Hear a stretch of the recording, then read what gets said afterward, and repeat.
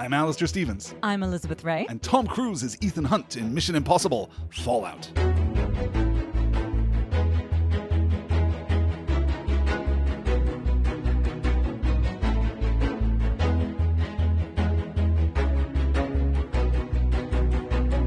Mission Impossible Fallout, the sixth Mission Impossible film, breaks the franchise mold in three interesting ways. The first is that this is the first time we've ever had a returning director. Elizabeth, a little game before the game, because spoilers, I have a game coming up for you.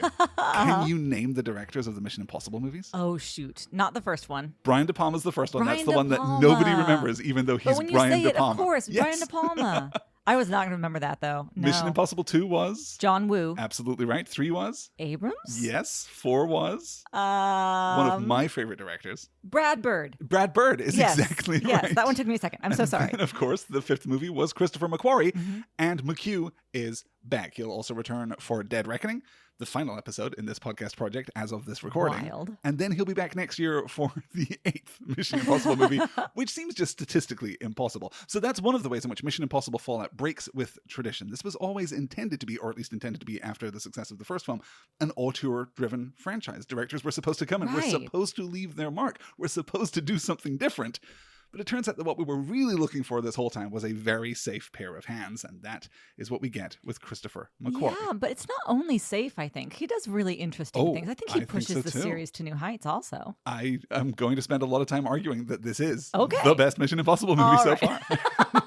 All right, then we're on the same page. The second way in which this is an unorthodox Mission Impossible movie is that it's the first in the series to drop the F-bomb. It is the first movie in the series to say the fuck word. Do you know and I they didn't give it even to Henry notice? Cavill, which is so great. Oh, that's right. So fun. Yeah. And the third is that this is the first time a Mission Impossible movie was announced before the release of the preceding film. Ghost Protocol was so successful and the studio was so confident about Rogue Nation that Fallout was announced in July 2015, several weeks before the release of Mission Impossible 5, which means that the whole development cycle for this film, from inception to release, was exactly 3 years. We'll get into that on the other side of our game, because this is the sixth Mission Impossible movie, and there aren't many movie franchises which get up to 6 movies, at least not with exclusively theatrical releases. There are lots of very terrible straight-to-video sequels, absolutely, but 6 movies all released in theaters, that's relatively unusual, so we're going to run through some of the big 6-movie franchises that are out there in the world. This is a game called Undeniable Six Appeal. I'm going to give you the years. I'm going to give you the directors. You're going to tell me the franchise, and if you can, you're going to tell me the names of each individual movie. Some of those are harder than others. Okay. Are you ready? I think. Okay. Let's try. Our first 6-movie franchise begins in 1984, directed by James Cameron. Then 1991, directed by James Cameron. Then 2003 by Jonathan Mostow, 2009 by McG, 2015 by Alan Taylor, and 2019 by Tim Miller. That is, of course, it has to be a Terminator, right? It is the Terminator series. You're completely right. Can you tell me the names of the individual Terminator films? Terminator. Terminator 2, Judgment Day. The Terminator. Add the. It's clean. clunkier. Okay, all right. The Terminator. Then just Terminator 2, Judgment Day? Terminator 2, Judgment Day. Okay. Terminator 3 follows that. Rise of the Machines. Rise of the Machines. You're looking completely blank, so I'm just going to help you out. There's something about like Genesis or something, Genesis is the 5th one. It's preceded by Terminator Salvation. That's the 2009 McG entry. Terminator Genesis is the 2015 kind of reboot from Alan Taylor. And then Terminator Dark Fate, which astonished everyone by being released in 2019 and being really quite good. Oh, it is probably the 3rd best Terminator film. No kidding. Yeah, wow. But such a huge drop-off after Judgment Day. Judgment Day, an absolutely phenomenal That's basically everyone's favorite, right? I can't imagine there being anyone. If you're really into horror and not into action cinema, you might really like the first Terminator over Judgment Day. But Judgment Day is such an accomplishment. Such an accomplishment. Let's move on to our second 6-film franchise. This one is a little trickier. We begin in 1984 with John G. Avildsen directing that first movie. In 1986, he returns to direct the second movie. In 1989, he returns to direct the third movie. So the first trilogy in this series, and it's a loose kind of trilogy, all mid to late 80s. Then in 1994, the torch is passed to Christopher Kane, who directs the fourth entry. In 2010, Harold Zwart directs a kind of reimagining reboot. And then in 2025, Jonathan Entwistle will direct a movie that kind of brings both wings of this franchise together. This is a family-oriented picture. It also had a very successful Netflix spin-off series. It is about a young man learning a kind of art while painting this is a Karate Kid franchise. Yeah, sure. Yes. Absolutely right. You must have been a Karate Kid fan. Yeah, who Yeah, wasn't? for sure. Absolutely. Sweep the knee, sweep the leg, sweep the leg. So, Either way. 84, we have The Karate Kid. Yeah. 86, we have The Karate Kid Part 2. 89, we have The Karate Kid Part 3. Can you name the 1994 sequel to that original trilogy? Oh, no, I cannot. The Next Karate Kid. The Next Karate Kid. That was the one that had the girl. Yes, you're entirely right. Yes. Pat Morita returns from the original trilogy. I see her face. It's Hilary Swank. Hilary Swank. It's yes. Hilary Swank. Yeah. I knew it was Hilary Swank, but her name was just like empty in my brain. I'm so sorry. Then we have a hard reboot in 2010. Do you remember who did the 2010 reboot? Was this the one that was Smith's son? Yes, yeah. Jaden Smith. Jaden Smith. Who was taught by Nope. Jackie Chan. Oh, sure. Naturally. Which is, because that movie is also called The Karate Kid, despite the fact that at no point does Jaden Smith learn or perform karate. Weird. In any way. It's all about kung fu. It's the weirdest decision. That is odd. It's one of the more bare... I kind of like the sound of that too. Kung Fu Kid. Why not just call it the Kung Fu Kid? I don't The name's right there. It is one of the more, I think, blatantly commercial choices that Hollywood has made in the last few years. And then, of course, next year, we really are dropping the It's Cleaner Karate Kid. This has the return of Ralph Macchio. Jackie Chan is back. Ming-Na Wen is in it. And, interestingly, Joshua Jackson is in it. Weird. So that might be worth watching, honestly, because that's a hell of a cast right there. And, of course, the Netflix series that I was referring to is... Cobra Kai? Cobra Kai. Yeah. Absolutely correct. So we've done The Terminator. We've done Karate Kid. This is a nice, easy one for you. I'm going to give you a break here. Are you ready? Coming up with these later names might be a little bit challenging, but I am absolutely confident you're going to get this series because the first movie in the series was released in 1993, directed by, Steven Spielberg. Oh, sure. This is Jurassic Park. 1997, Steven Spielberg. 2001, Joe Johnston. Joe Johnston, the guy who directed The Rocketeer. Just a really interesting director. I'm always glad to see his work. 2015, Colin Trevorrow. 2018, J.A. Boyena. And then in 2022, Colin Trevorrow. Again, you're absolutely right. It's Jurassic Park. Can we do the names?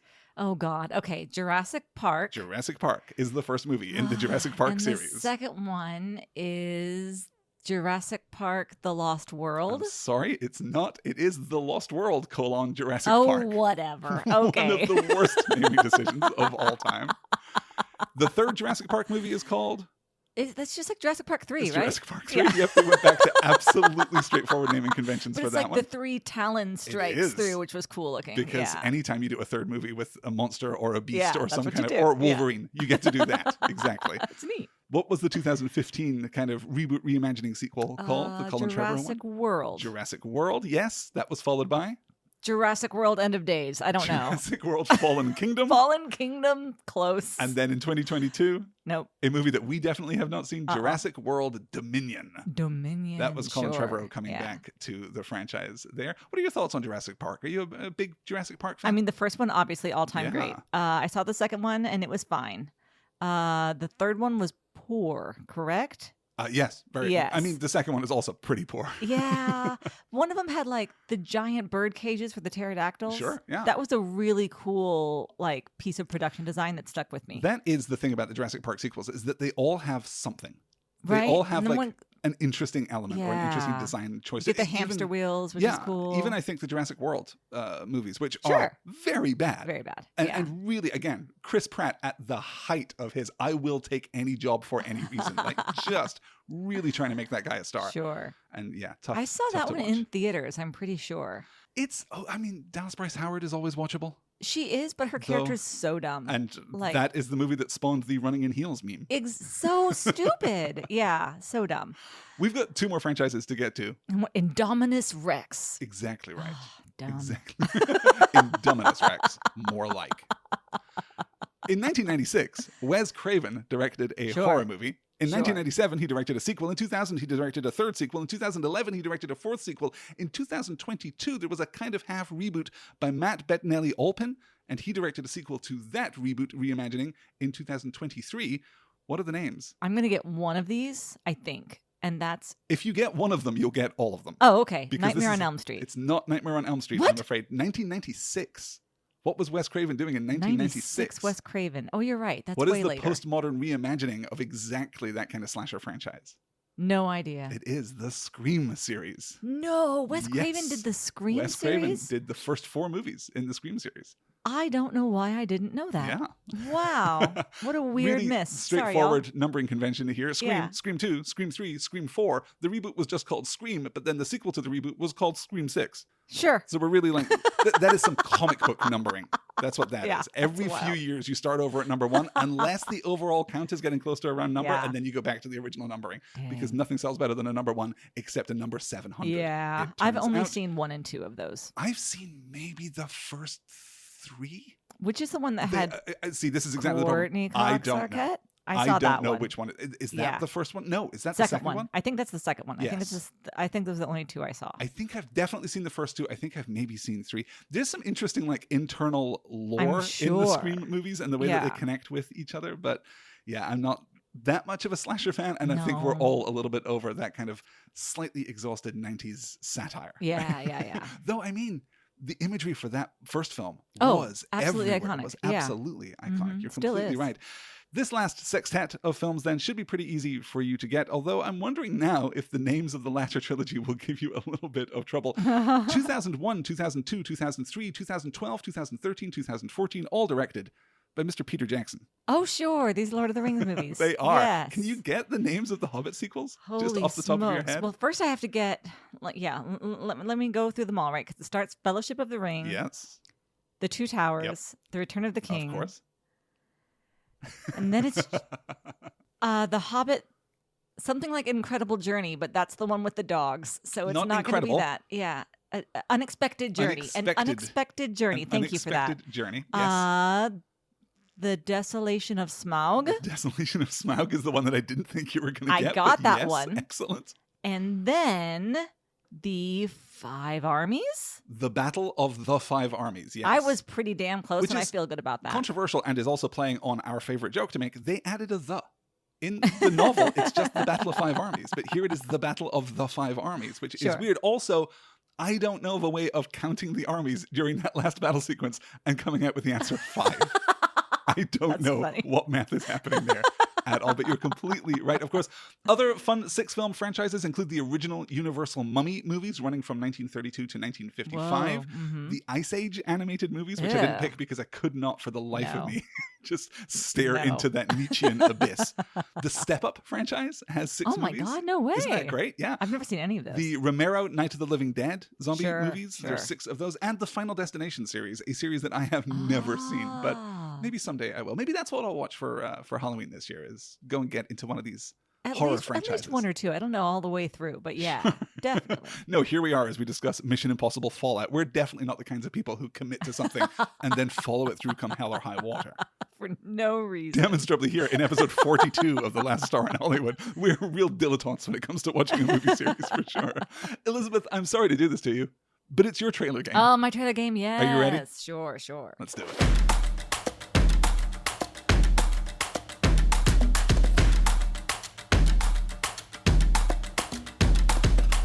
Ethan Hunt is back again.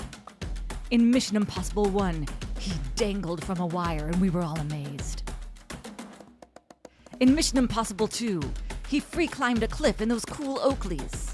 In Mission Impossible 3, he runs a lot. In 4, he climbs the Burj Khalifa. In 5, he holds his breath a really long time. In Mission Impossible 6, he halo jumps. There's a bathroom fight scene where he throws a dude through a mirror. There's a motorcycle chase, a car chase, a rooftop chase, a helicopter chase, and another free climb. Are you ready? Mission Impossible 6, Fallout.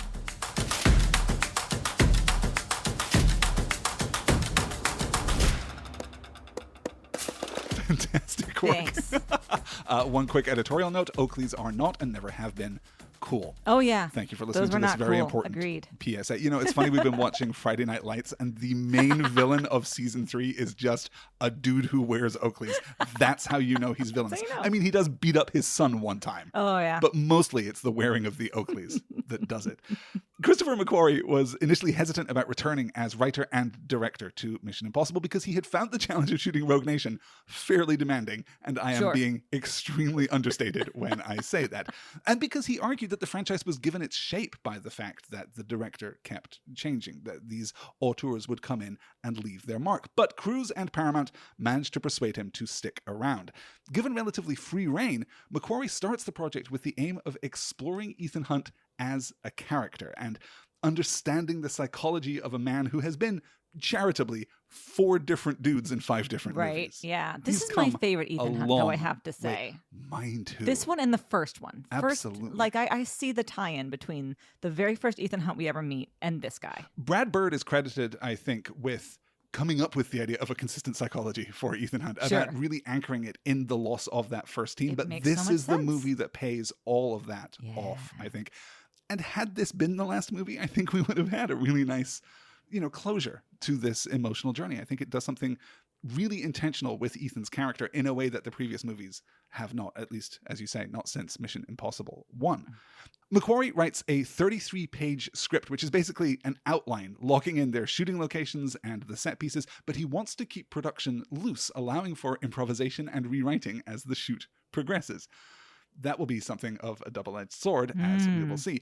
Together with Cruise, he decides that it's time to revisit Julia, who was obviously prominent in J.J. Abrams' Mission Impossible 3 and quickly dismissed in Ghost Protocol. They play with the idea of Hunt actually going deep undercover with the Syndicate, with the Apostles, and actually doing terrible things in order to save the world. And they kind of want to challenge the character's morality, really apply pressure to his relationship with his team, but they ultimately discard that plot. Though that idea, I think, of misdirecting the audience and making the audience think that McQuarrie has broken Mission Impossible, that is the first 15 minutes of this film.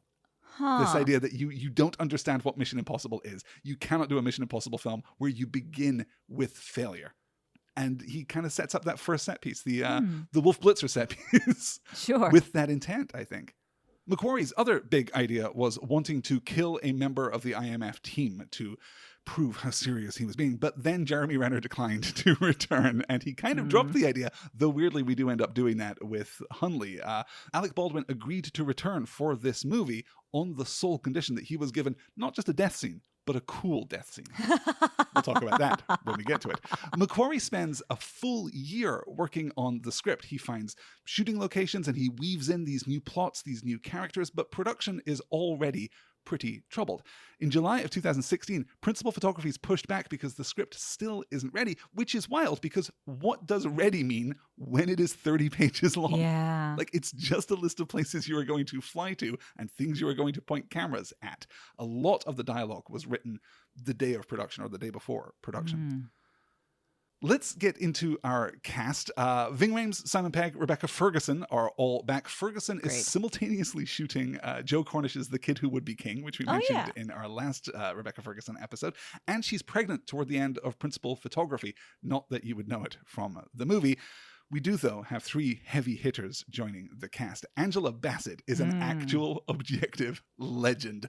She is born in 1958 in New York City and graduates from Yale with a BA in African American Studies and an MFA from the Yale School of Drama. She begins working on the New York stage, but almost immediately gets dragged into television and the following year makes her film debut in the movie FX. She moves to LA in 1988 and begins just an amazing run of movies. Boys in the Hood in 1991, Malcolm X in 92, What's Love Got to Do with It in 1993, for which she's nominated for an Academy Award, Panther and Strange Days in 95, Contact in 97, How Stella Got Her Groove Back in 98, and like many actors of a certain age, her career slips a little bit right after that, though she's still working consistently. And then in 2018, she gets caught up in this genre movie explosion. She appears in Mission Impossible Fallout as a voice in the Transformers spin-off Bumblebee and in an Academy Award nominated role in Black Panther, all in the same year.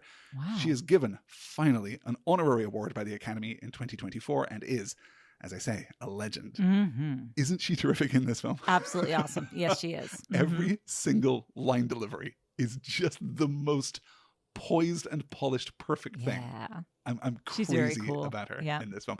It's not the most developed of roles. We don't No. really... If it wasn't Angela This guy Bassett, never is. it Yeah. really wouldn't be that interesting. Yeah, that's why I said this guy. That's what's interesting, Right? I guess, is that it's not a guy. Not only is it Exactly a woman, right. a woman of color also. Yes. Very cool. Yeah.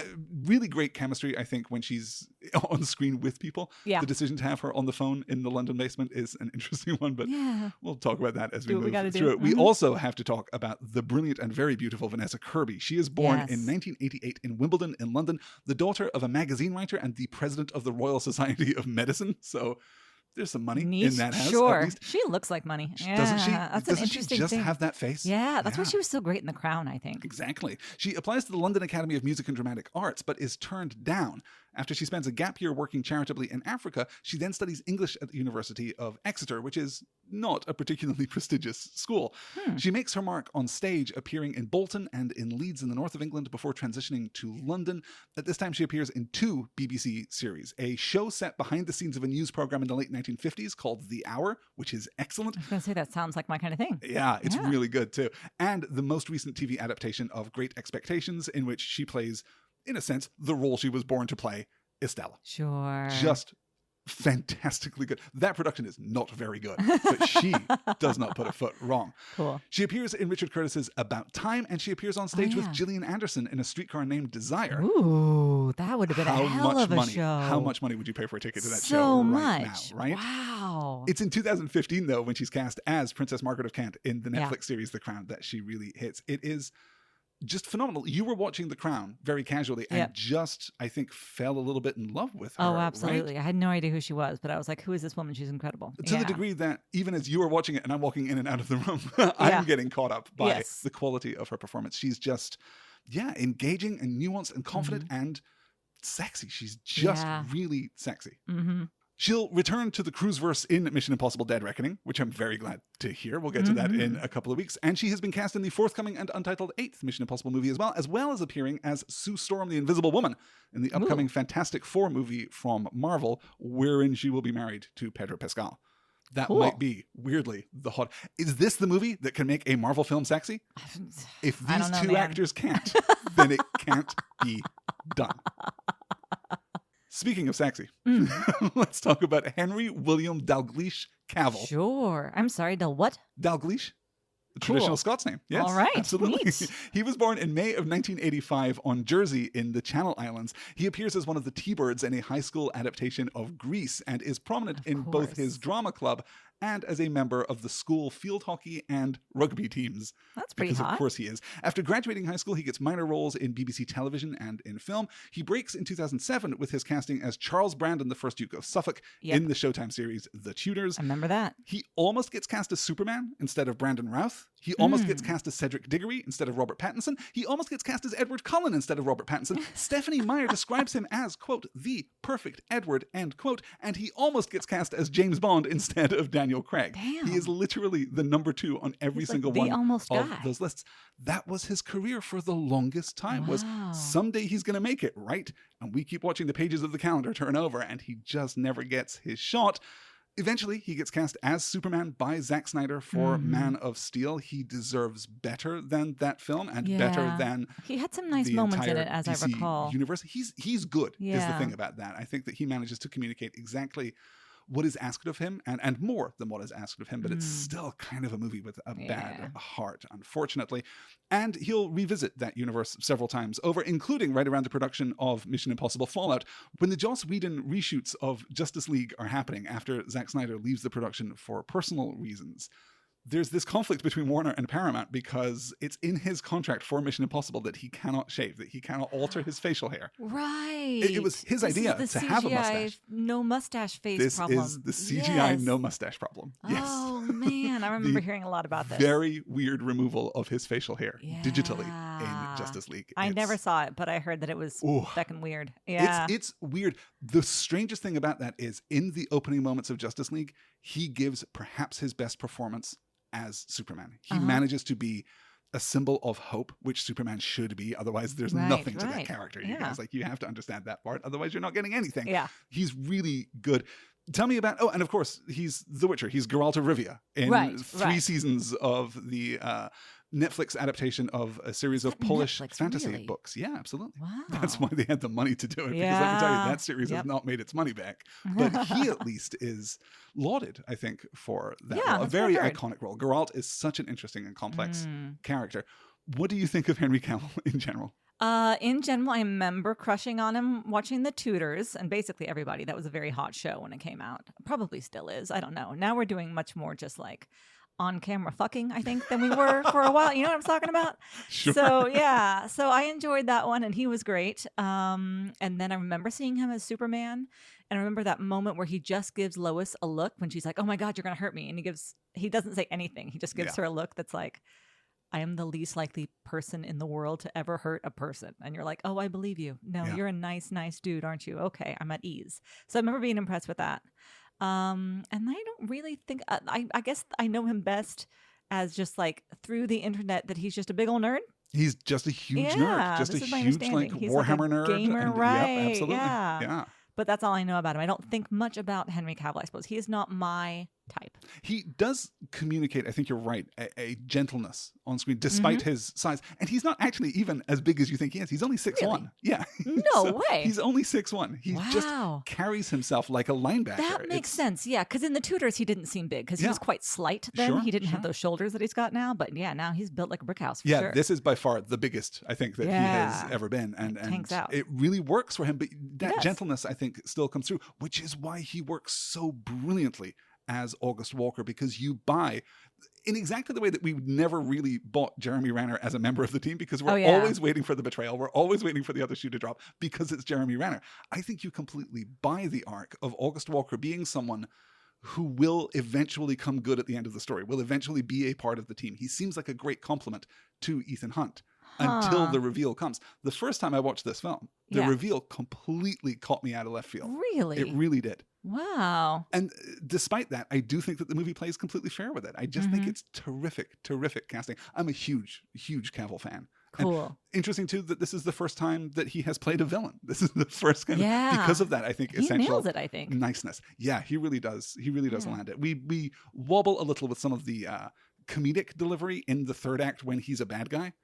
I think his comedic delivery in the rest of the film is spot on, but by the time that the reveal happens and he's, just exasperated at Ethan Hunt still chasing him in a helicopter. I think that Why won't you just die? Yeah. I kind of liked it, but all right. Fantastic physicality through all the stunt sequences too. Yeah.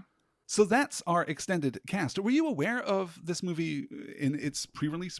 Had you seen trailers? Were you excited for it? I know that you weren't the biggest Mission Impossible fan at the point that this movie was released. I mean, I've always liked Mission Impossible, but I had seen all of them up until now. I think that I had. So I think that I was excited about it, especially we were hearing so much about the helicopter sequences. I remember that being a huge part of the marketing. So I think that I was stoked for this one, Yeah. Principal photography, slated to begin in November of 2016, eventually begins in April of 2017. The whole thing is shot on Kodak 35mm because for all that Christopher McQuarrie is a man of his time, he is also someone who really respects like the art and craft of film, which I really love. All of it's shot on 35mm except for the aerial shots, which are digital because they couldn't justify landing planes and helicopters, switching out giant cartridges of film and going back in the air again. So they just had to shoot it all digitally because that was the only way to get as much footage as they could. They begin shooting in Paris. They spend almost 2 months shooting on the streets of Paris. Everything in Paris looks so good. Because they shoot everything at golden hour? Yeah. How is that you're possible? Right. Because, which is absolutely doable within the span of the film, because really we're only in Paris. The daylight sequences in Paris only film maybe an hour and a half, maybe even less than that. But Paris has perhaps never looked prettier on film. Every single shot just works. They then move production to New Zealand to shoot the final act and the wedding scene and the sequence in Kashmir, which was originally shot in Queenstown, New Zealand. Production then moves back to London in early July. But in August, Cruise breaks his ankle after hitting the wall, leaping between buildings in the rooftop chase. Famously, he finishes the shot before acknowledging that he is in pain. Wild. And if you have, I'm not going to link to this because I know people are sensitive about it, but you can find an alternate angle that was shot at the same time as the angle that's used in the film. It's difficult to read from the film exactly what happens. Yeah. But there is footage out there where you can see the same moment from an alternate angle. And feet are not supposed to bend like that. They're not supposed to do that. Yikes. It is unbelievable that he finishes the shot and gets out of frame before falling to the ground. Yeah. And You can that see he how has. heavy that limp is when he gets up on It's the other side of the crazy. roof. Yeah. Yeah. So that Nice. really stalls out production. He's told that he has to rest for between 2 and 3 months, though he's Tom Ooh. Cruise. That would be so hard he's for him, I back feel on like. set in 7 weeks. No. Wow. This is the point at which Rebecca Ferguson informs production that she is pregnant, which also involves moving some things around so they can get all the action sequences Naturally, done. They work yeah. through the autumn and the winter. They conclude principal photography on February 22nd, 2018, which is only 5 months before the movie is in Holy theaters. smokes. Though it is worth noting that post-production on the first half of the shoot had already started during the Sure, hiatus. that makes sense. Yeah, Okay. during Cruise's Yeah. recovery. Shortly after filming ends, McQuarrie screens a 170-minute version of the film for cast and crew, and they give him valuable feedback about what to cut out. He trims out, in fact, 23 minutes from the final theatrical version, though he has always said from the first release that the theatrical version is the director's cut. He doesn't have any Cool. extended Yeah. sequences that he wants to add back in for a Blu-ray, and there has never been, in fact, an extended sequence of this film released. The movie is shot by Rob Hardy, an English cinematographer with long working relationships with Alex Garland in particular. He previously shot Boy A in 2007, which is Andrew Garfield's big screen debut. Oh, okay. He shot Garland's Ex Machina in 2015. Sure, heard of and that in one. 2018, the same year as Mission Impossible Fallout, he shoots Garland's Annihilation, which is a Yeah. spectacular looking film Yeah, I and very watched that different one. from Mission Mhm. Impossible Fallout. The score is composed by Lorne Balfe, who was born in Inverness in Scotland in 1976. He works pretty consistently through the 2000s, including contributing a lot of scores for DreamWorks Animation, but he gets attention after replacing Christoph Beck on the set of Terminator Genesis in 2015. Wild. See how this all comes Weird, together? kind it's of. the smallest industry Yeah. in the world. Yeah. He then facts. scores the Lego Batman movie, which is Sure. spectacular. He scores Black Widow for Marvel. He'll return to produce the score of Top Gun Maverick in 2022, after which he'll compose the score for the genuinely very terrible George Clooney, Julia Roberts Ticket to Paradise movie. That was really bad. I wanted to like it. Difficult to I was imagine so ready. A movie Ugh. with more talent sucking that much. Yeah, that was tough. He writes the excellent score for Dungeons & Dragons Honor Among Thieves. Yeah. He, of course, scores Dead Reckoning and the recent Netflix sequel to Beverly Hills Cop, which at least gives you a strong yeah. starting point if you are composing music for a movie, having one of the most famous synth lines of all time kind of woven into the DNA of that thing. Cool. What do you think of the score of this film? I have to say that watching the movie, it didn't stand out to me, but sometimes that's Interesting. good. Okay. Yeah. So it fit. Is The all I can say. use of drumming I found to be really interesting. It's a very percussive score, which is Interesting. kind of, what people are doing now. It kind of feels like a modern movie score. Sure, because but of that, yeah. it just feels a little more intentional here and really drives the action. Yeah. I'm kind of a big fan of his work, I have to say.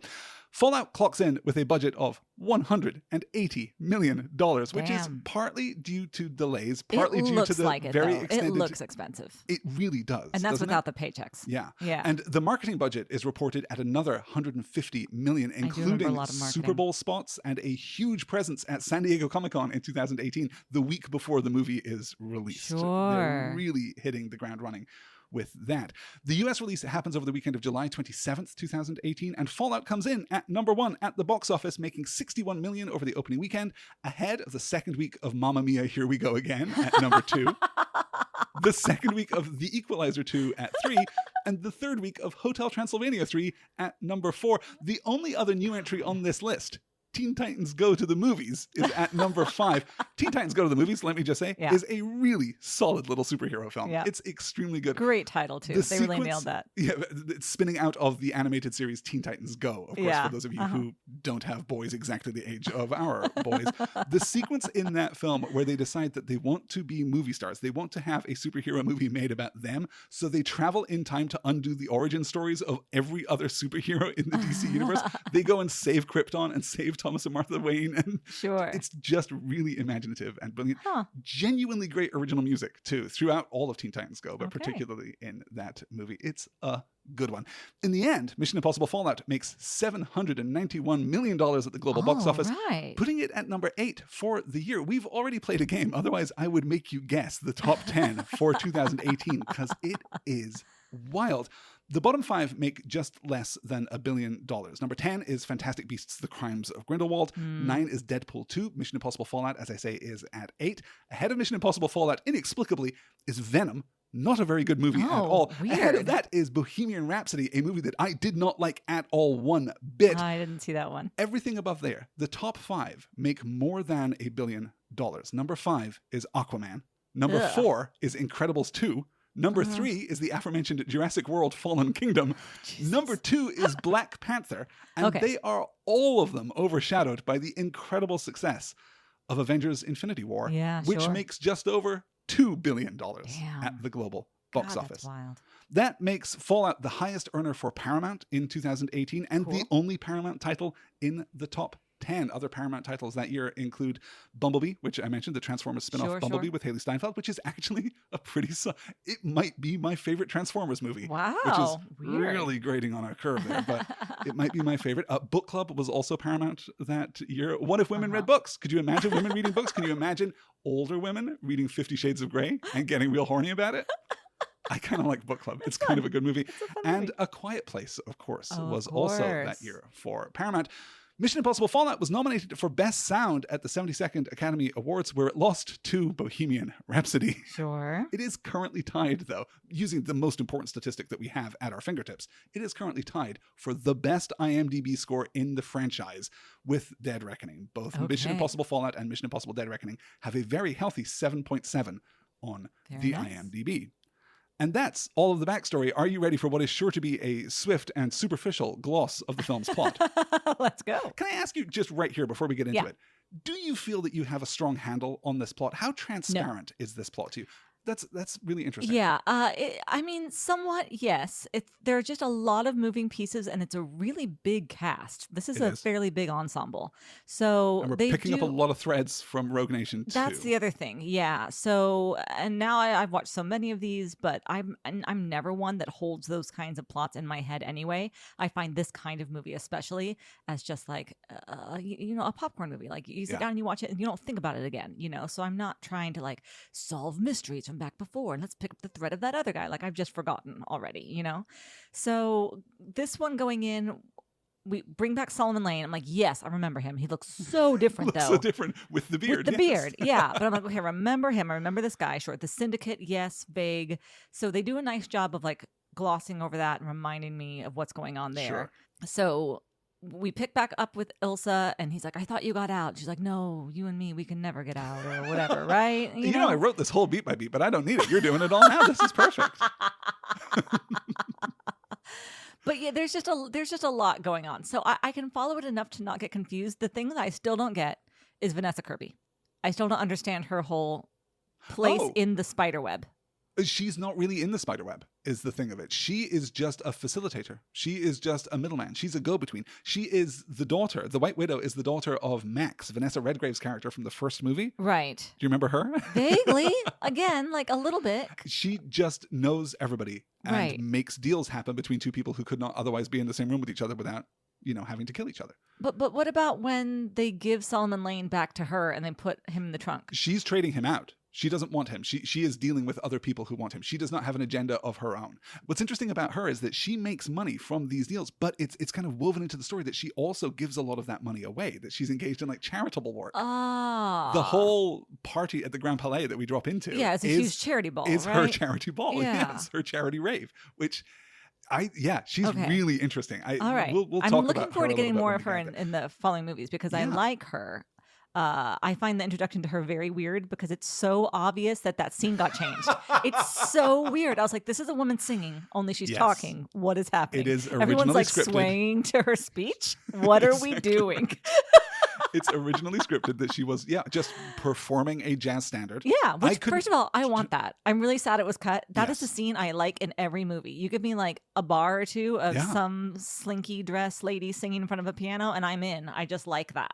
It's such a good vibe too. It's a great vibe. The ambiance and of that so bar. weird without it. This weird speakeasy that's happening inside of a rave inside of the Grand Palais in Paris is so wild. But when we're there and she's giving a speech and it's like hear a pin drop quiet, well, the other but weird also thing people are swaying. It's so is that odd. it's a reference to Lauren Bacall in The Big Sleep. They're really hitting the femme fataleness of the White Widow, which is so smart. Yeah. But yeah, cutting it, it's really remarkable that they did it, honestly. Like it's impressive that they managed to change it as much as they did. Yeah. And you can kind of go along with it, but it is such a weird choice. It's awkward. Particularly because weird. McQuarrie's argument for changing it from a musical number to a very long monologue was that the musical number just dragged down the pace of the film. Which, really? Yeah. At that point, A, you're worried about the pace of this incredibly long film. It's 2 hours, 27 minutes, my friend. How long could the song have been compared to her extended monologue that we're still cutting around like it's a performance number? Yes. And that slowed it down. Yeah. Weird. And they got Vanessa Kirby back to do 2 little pickups. It's the 2 little close-ups where and she you has can the tell. mic. Yes.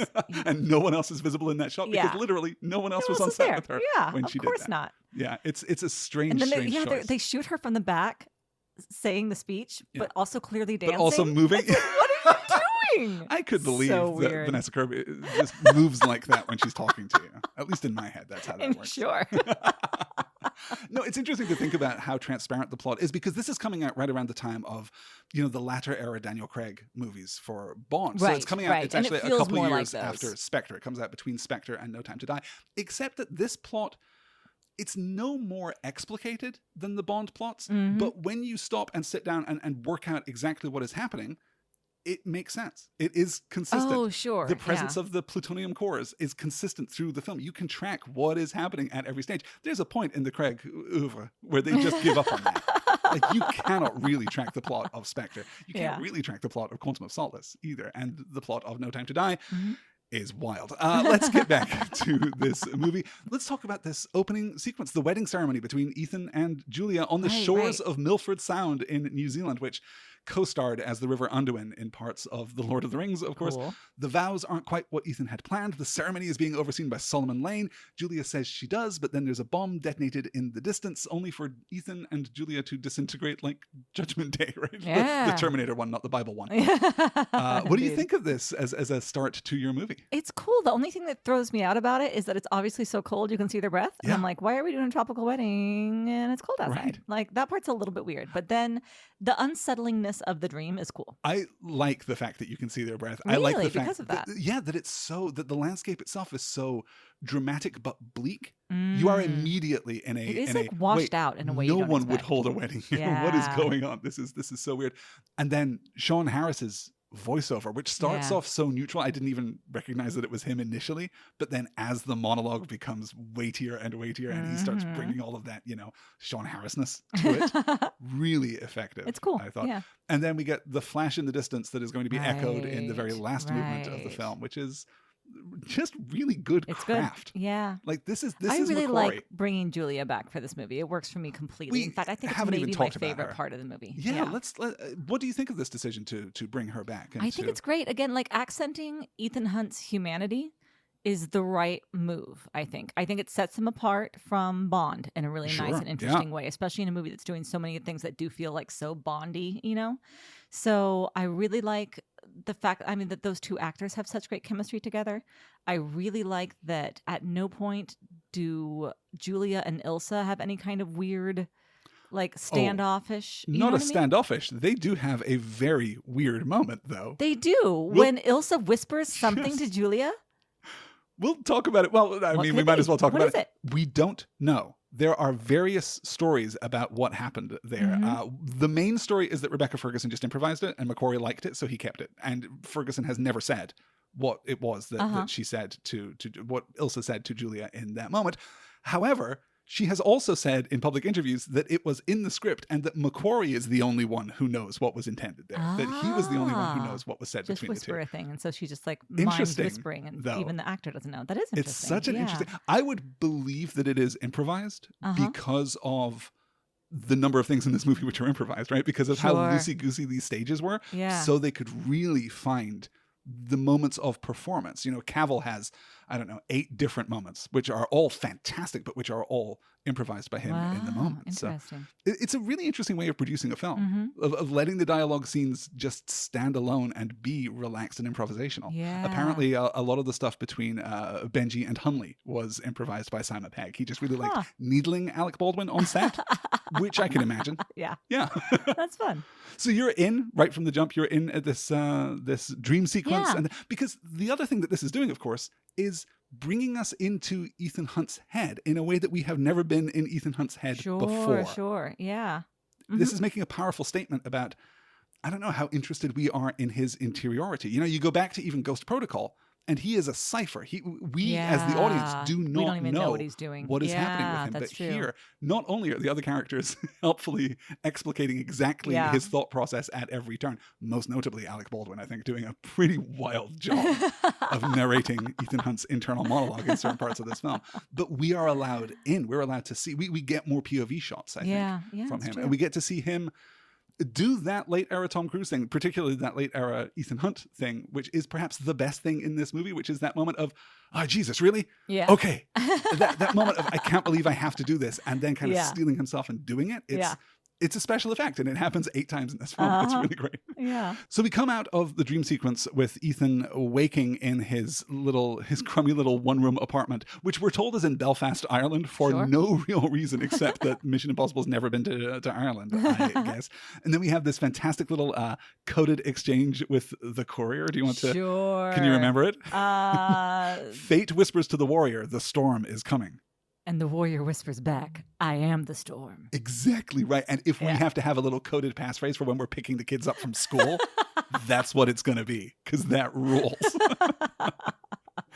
What I love most about this sequence is, because we talk about the color grading in this film and how good it is throughout, they were trying to communicate visually how cold this little room in Belfast was for Ethan Hunt and how miserable he was. Right. So they're lighting it, as they do, with all of these blues, trying to make it look as cold as possible. And it just wasn't working. It wasn't playing on camera. The blues and the blacks, they just weren't communicating this loneliness, this almost existential loneliness for Ethan Hunt.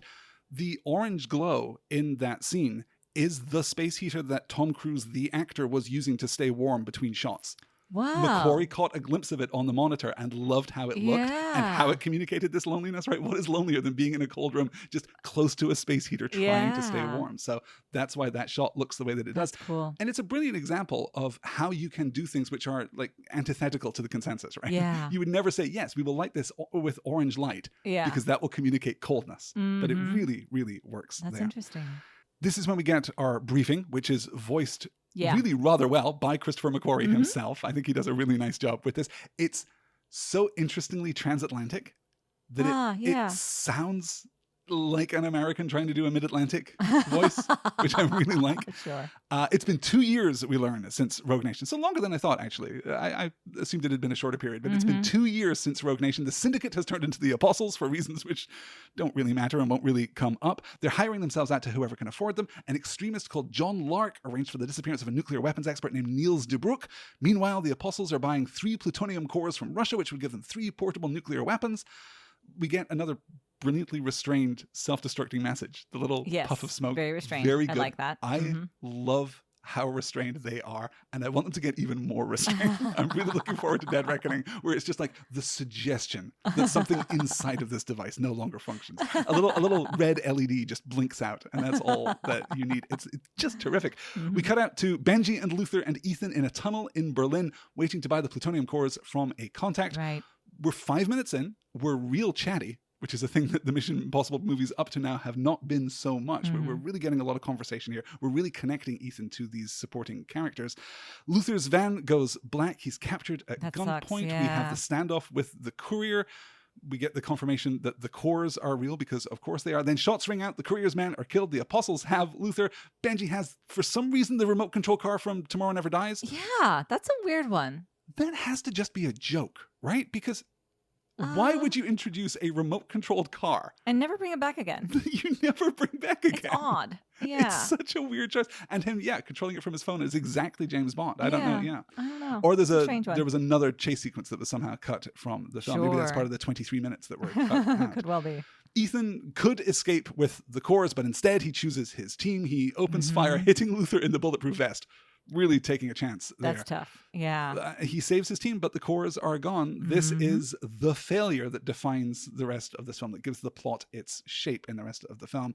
How does it work for you, this opening sequence? It's very tense, but it's also kind of quite conversational. Yeah, no, I really like it. I do think that the remote control car is a little bit silly, but I like that. Like, I like the James Bond silliness, and I even like the Mission Impossible's always had the silliness. I mean, we started this with the gum that you stick together and it makes a bomb, you know? Well, we're also kind of making the argument in this film that Mission Impossible should be silly. It's kind of articulating an argument for its own existence, right? That it has survived the shift to Daniel Craig as Bond. It has survived the coming and the going of Jason Bourne. That it should be stupid and gadgety because we're leaning hard on the masks and we're leaning hard on the opposition between Ethan Hunt and August Walker. Right? That's true. And I think the masks have never been used to greater effect than this movie. I think the masks are fantastic, both narratively and visually. Right. They work so great in this movie. The moment where Walker tears the Solomon Lane mask off of Benji is just a brilliant physical effect. And it's kind of a joke, too, with the whole, just a bunch of grown men in Halloween. Like, oh!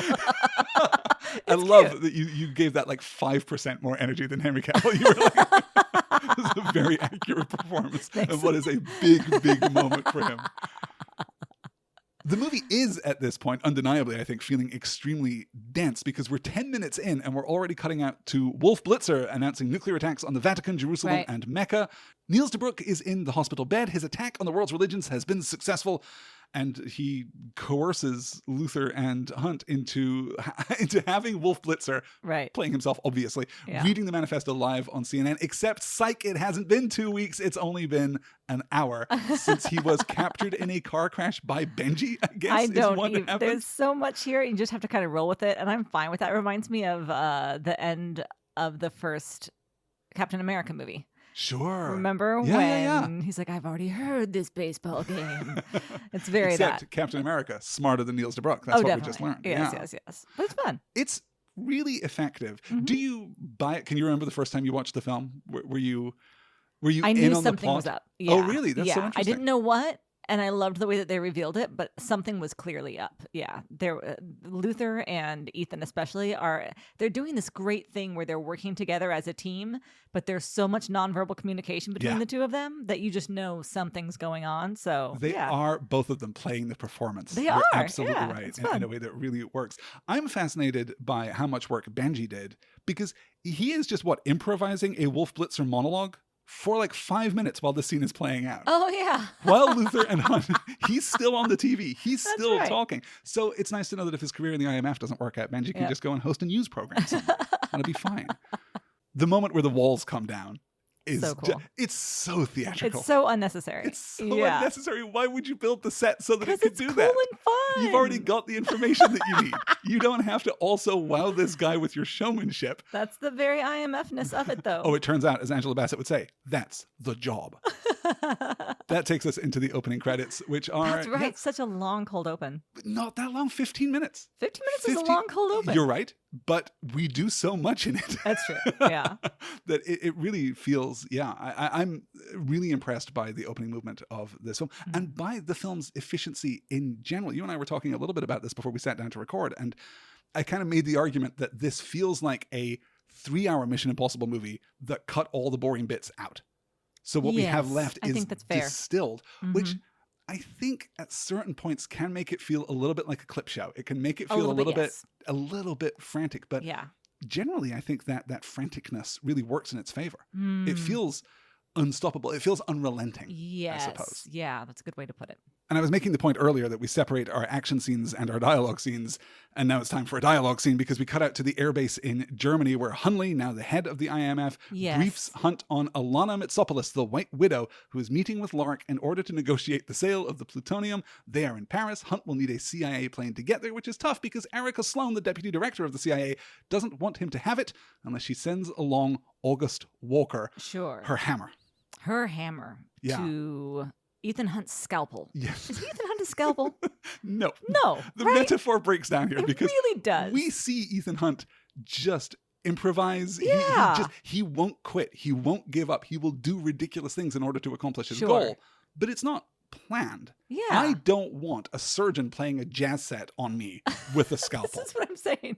If he's a surgeon, it's like, a field surgeon for sure. Surgeons, we generally try to disincentivize improvisation. Right. Really want a careful plan there. But yeah, but physically, at least the metaphor works. Physically it works. Yes.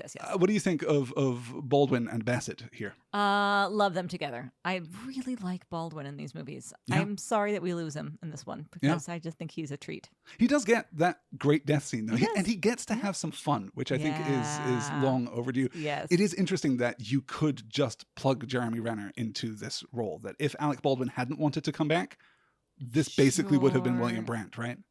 No, because he's got that like excited glee about being able to like sit with the cool kids that you cannot give to Brandt because he has too much of a chip on his shoulder. Yeah. That's a good point. Yeah. From there, Hunt tells Walker the complicated plan to get Lark, including little RFID wristbands that will identify so they can track him through this charity event that's happening at the Grand Palais. Together they perform the halo jump over Paris.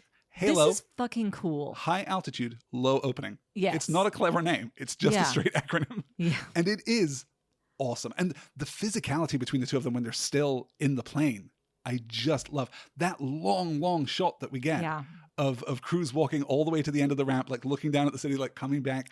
We hold that shot for so long and it segues effortlessly into, jumping out of the plane. Yeah. They had to do this 100 times. 100 times. And every time, like right at sunset, because they had to get that light just right. So they had like 3 minutes to do it every single time that they did it. It took Cruise a full year of training. The only major CGI effects in the sequence are the lightning itself and, interestingly, the landscape underneath them. Because they weren't allowed to do this over Paris. The French government said, absolutely not. Are you kidding? So they went and they shot it in the UAE, in the United Arab Emirates instead. Interesting. Because that gave them like the stable weather patterns. So they could just do it. They did 106 jumps in order to get 3 full takes of the sequence. We should talk about the camera guy, Craig O'Brien, just an absolute legend of a camera operator. He had a red digital camera with an IMAX lens attached to it, which weighs 20 pounds. Strapped to his head. Holy smokes. Yeah. And he's doing this jump with That's so Cruise cool. 106 times. Wow. It's a really great sequence. I think the most effective thing that happens here is the sound going out with the lightning strike. Yes. It's so incredibly powerful. Yes. And the two bodies like coming together when he goes to catch missing him the first time and then getting him the second time. All of the stunts are very stressful. To me, they all work. I don't think there are any of them. The one thing that stuck out to me is the little bit of CGI they relied on. It just, when you're doing everything else without CGI, it sticks out so much. Yeah. So in this one, I didn't mind it with the lightning as much because obviously I don't want these guys diving through lightning. That's too much. Insurance, I think, would have a problem with that. No. Let's not do that.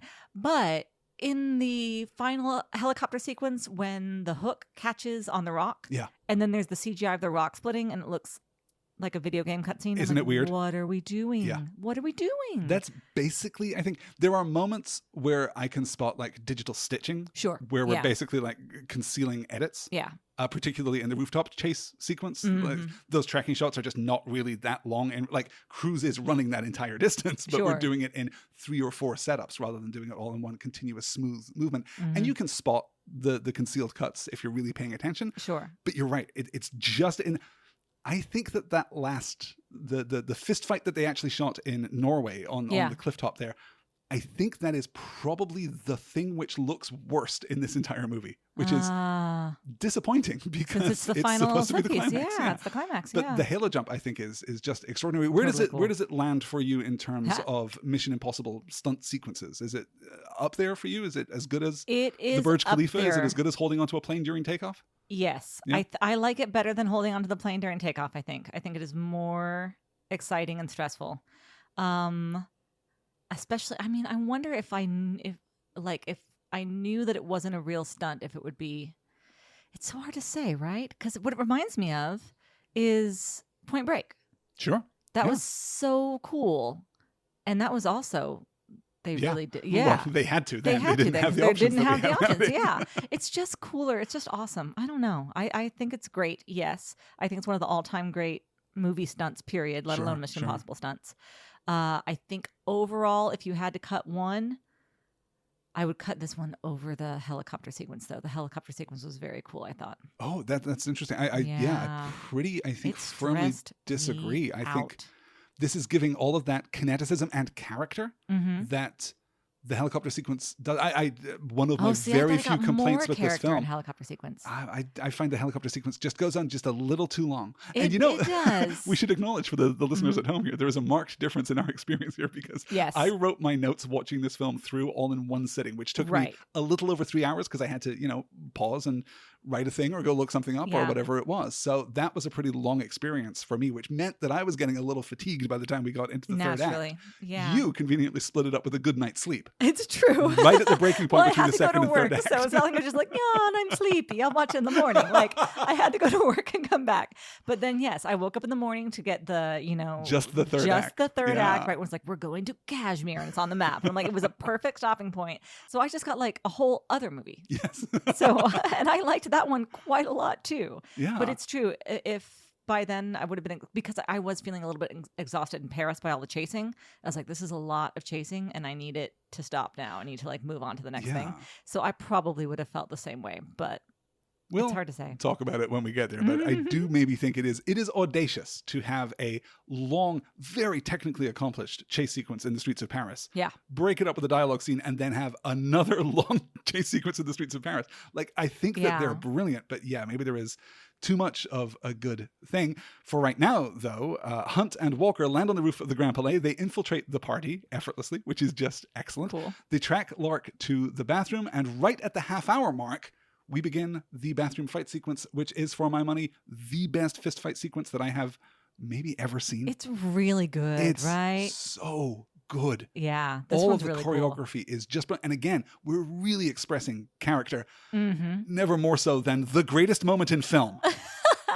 When Henry Cavill reloads his punching fists before, takes off his jacket, Yep. reloads his punching fists, and joins the fray. It's the best thing that I've ever seen. It's really cool. Yeah. It's satisfying. For Absolutely improvised in the moment by Henry Cavill. No way. They then broke and did another take where he didn't do it because he was just in the flow. Yeah. So they broke, did another take where he didn't do it, and McQuarrie walked on set in front of the cameras asking him why he didn't do it. So Awkward. that just becomes Yeah. just part of the lore, just part of the mythos of this man is that he reloads his arms in the best way. I also love the physicality of him hitting the man who we suppose is Lark with the briefcase. Yes. It's hitting with the such briefcase. a Also, hit. Lark grab. I think it's Lark who grabs the pipe. And the way Initially, they use yes. the Yeah. pipe as this like crazy melee weapon is all really cool and exciting. We should call out this actor too. This is Liang Yang. He is a Chinese stunt actor who had previously appeared. He worked in Rogue Nation and appeared on camera in that. He is brilliantly Emily Blunt's stunt double for Edge of Tomorrow. Cool. Yeah. Wow. So he's not an actor, just a Yeah. stunt choreographer, which is why they don't give him lines, I guess. Sure. But he's He's just cool though. fantastic. Great physicality. Walker knocks him out And with can wear a suit. he sure can. Yeah. All of the costuming in this film, just brilliant. Interesting, right? Yeah. That first suit that we see Ethan Hunt in is so unexpected. Yeah. Like you just think he's going to be in what, like all black or some kind of like all neutrals. But like this deep hunter green shirt with a nice tie, and you're like, who dressed you? He looks You great. went to like Savile Row and what At about that? long last, we've got like a visual identity for Benji too, which Yeah. is so great. Now he's like tweedy professorial. Yeah, I think really like it's maybe the obvious thing that you would do, but I'm glad that we're doing it. And he doesn't just look like a slightly schlubbier version of Tom Cruise. You know what I mean? Yeah. That all works. Yeah. And even the outfit that we put on Benji at the end of the film when he's wearing like his Solomon Lane clothes after we do the mask sequence. It looks cool. great, looks Yeah. hot. But I think Hunt is costumed very well throughout the film. And August Walker looks fantastic. The fact that his shirt is a little bit too small for him is just brilliant. Yeah. And his tie is just a little short. Yep. So it makes him look even taller than he bigger. is. Yeah. Really, really Smart. strong choices Smart. made here. So we have this sequence. Walker knocks Lark out with the briefcase, which means that the mask won't work. They can't scan him for the mask, which is fantastic. Our heroes are interrupted by some partygoers, some Eurotrash in effect, coming in, which gives Lark time to wake up and get us into the fistfight sequence proper, which is so good. And then Ilsa saves the day. Fantastic character reveal. Yeah. So effective. And we also get a great line of dialogue right here at the end of the sequence where Walker says, "Hope is not a strategy." And Ilsa says, "You must be new." I did love that. That was great. Very, very strong. Yeah, I can't say enough good things about the sequence. I think it's maybe the best thing that we've done in a Mission Impossible movie. Wow, as a I'm so glad you contained liked it sequence, so much. and so hard to shoot with all of these like white reflective surfaces. Yeah, every single shot has to be so immaculately composed, so you're not getting reflections, so you're not getting shadows. It's an incredible, incredible piece of work. A little easier because it is on a contained set and not, the streets of Paris. Right. But still, I think it knocks me out. I had such a blast watching it. Ethan takes the ID bracelet. We're improvising our plan at this point, and goes to the meeting with the widow, accompanied by Ilsa, walking through this corridor of rainbow mirrors. Oh, which is so cool. So fantastic. Yeah, so stylish. But it's feeling like dreamlike almost, to land at the Grand Palais and to find yourself in a rave. Yeah. Then you go to this incredibly crisp white bathroom. Then the hall of mirrors. Yeah. And then in an actual speakeasy. Yep. Like, it's cool. Where is that contained within that building? You know what I mean? Yeah. I absolutely love it. We've talked about the changes made to this scene and the removal of the widow's song, which is just too bad. And then we get the sequence with Hunt convincing the widow that she is in danger and leading her out through the assassins. This is cool too. Yeah. She's got like a little dagger in her garter. I'm always going to like that. Yeah, this little, I don't know, butterfly knife that she has that she carries with her. Really, really strong. Yeah. Do you buy the widow as someone who lives in this world? Do you buy her as someone who like has to have, we've talked before talking about Mission Impossible movies about the importance of theatricality, right? Oh, like, part of Ethan Hunt's job is to sell the story so that he can do the things that he needs to do, not just in terms of like motivating and inspiring his team or demotivating and uninspiring his opponents, but kind of building a narrative arc that gets him where he needs to go. Does it seem to you that the widow lives in that world too, that it's a world of theatrics, that it's not silly that she carries this knife in her garter after singing a song for all these people, that it's actually part of the show? I want a little bit more of that in these movies. Like, I want to lean on that a little bit. And I miss it from the new Bond movies. Like, I like some of that silliness. Oh yeah, we don't do that with Daniel Craig at all. You're completely right. The fight sequence here, leaving the speakeasy, I think is good. It's maybe a little perfunctory. Maybe we don't completely need to do it, but it's good. And I'm buying the chemistry too between the widow and Ethan. They escape the speakeasy inside the rave, inside the Grand Palais, and drive to the widow's headquarters, where her brother Zola conveniently lays out a plan to recover Solomon Lane from police custody in exchange for the other 2 plutonium cores from the mysterious cellar. Right. Wow. This is all a lot. It is a lot. Yeah. It is also, it makes me wonder if we ought not to have had Solomon Lane present in the dream sequence at the beginning, because I think it would be more effective in the film if this was the first time that he was being, mentioned in the movement of the story. Do you know what I mean? He's mentioned in the briefing, obviously. I hear what you're saying. But I don't know. Yeah.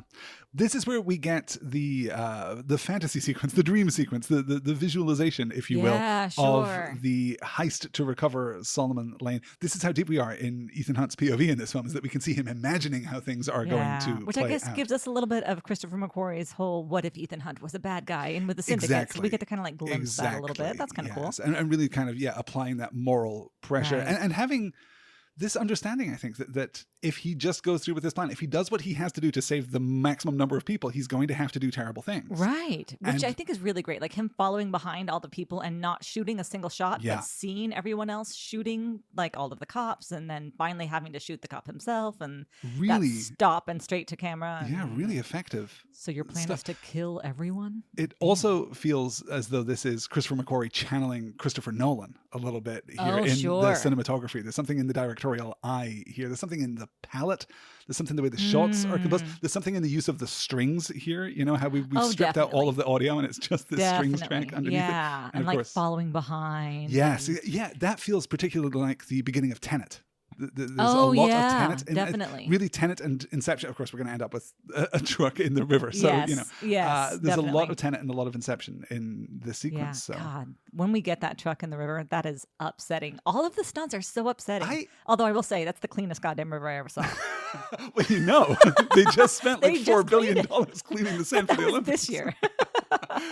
It's so weird that on some level, I can understand how they do the shot of the truck in the river. Like, I understand that this is a set that is locked into a gimbal and Sure. the camera is not moving in the same way.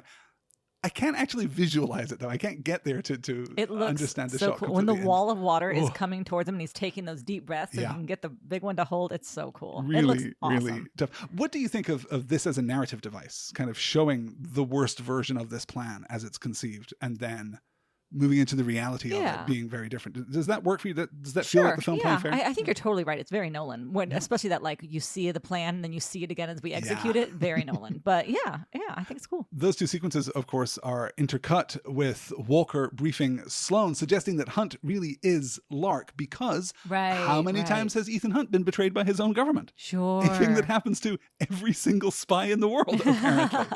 How long till a man like that? Yeah. It's kind of crazy that we're going back to this idea of a spy being burned by his own government. We're doing it again with Ilsa after doing it in the last movie. That's the origin story for Solomon Lane in the first place. Right. And Ethan kind of playing through the movement of that with Hunley in the second act of this film also feels kind of familiar, though ultimately it is subverted in a really interesting way. There's also here a great bit of foreshadowing. We saw the phone that the fake Lark had in the bathroom.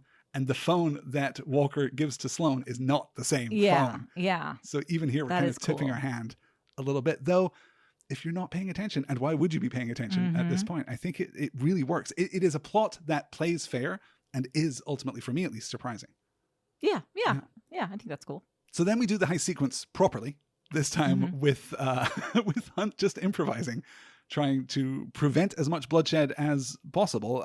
We ram the truck into the sand where it proceeds to sink. He dumps the armed troop out the back of his van and also cool. takes off with the police after him. Benji and Luther, meanwhile, recover Lane from the bottom of the river. Hunt and Walker switch to motorcycles. The cops chase Hunt while the mysterious rider that is clearly Ilsa and is never not Ilsa for a second. I know. That's so strange. It's so weird. Yeah. And then we have that moment where she raises her visor and Lane goes, "It's Ilsa." Yeah.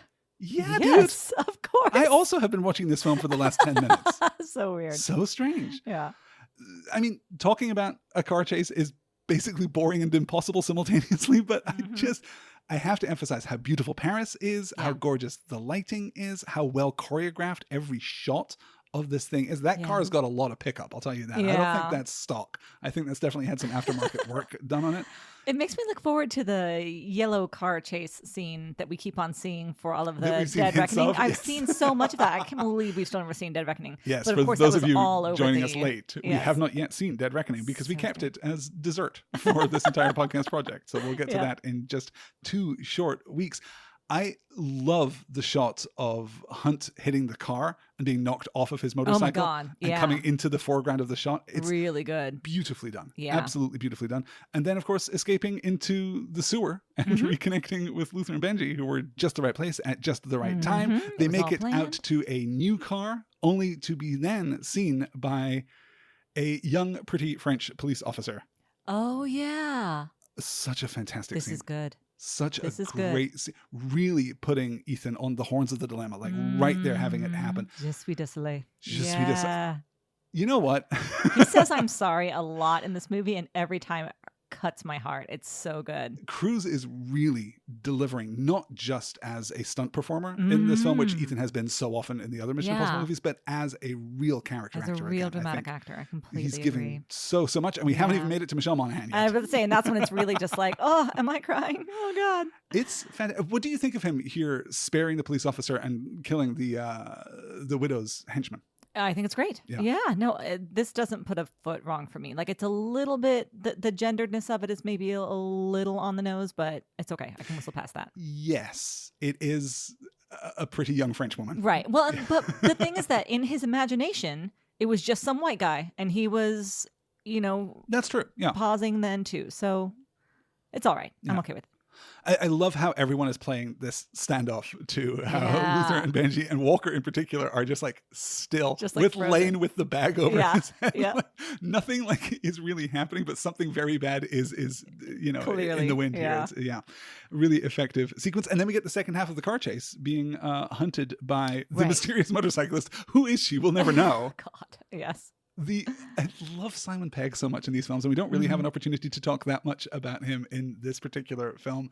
I absolutely love his startled Jesus Christ when Ilsa opens fire on the car and the first bullet hole appears in the windshield. Yeah. Just great stuff. Yeah. Yeah. Yeah.